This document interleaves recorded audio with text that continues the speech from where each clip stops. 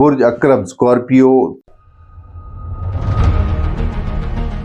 3 مئی سے 9 مئی کے درمیان برج اکرب کا سیارہ مریخ اچھی جگہ پر موجود ہے مگر حبوط یافتہ بھی ہے۔ چونکہ آپ کے سیارے کی تالے سے پوزیشن اچھی ہے لہذا امید ہے کہ اثرات کم سے کم ہوں گے۔ حبوط کا مطلب یہ ہے کہ جب کوئی سیارہ پستی کی حالت میں ہو اسے عربی میں حبوط کہا جاتا ہے، لہذا سیارہ مریخ حالت حبوط میں رہ کر آپ کو جبر اور غصے پر اکسا سکتا ہے۔ دوسروں سے مفت کے جھگڑے مول نہ لیں، اپنے مزاج پر قابو رکھیں۔ مالی لحاظ سے سیاروں کی پوزیشن اچھی ہے، پیسہ آنے کا مکمل امکان ظاہر ہوتا ہے۔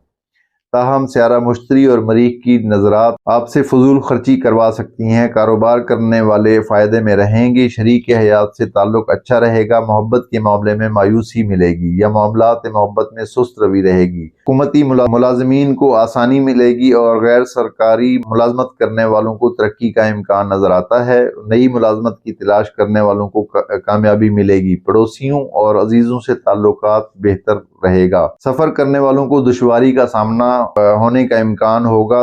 مذہب کے شعبے سے تعلق رکھنے والے افراد کو اختلافات کا خطرہ رہے گا۔ آپ کی صحت کے خانے میں سیارہ مشتری مضبوط ہے لہذا صحت آپ لوگوں کی بہترین رہے گی۔ برج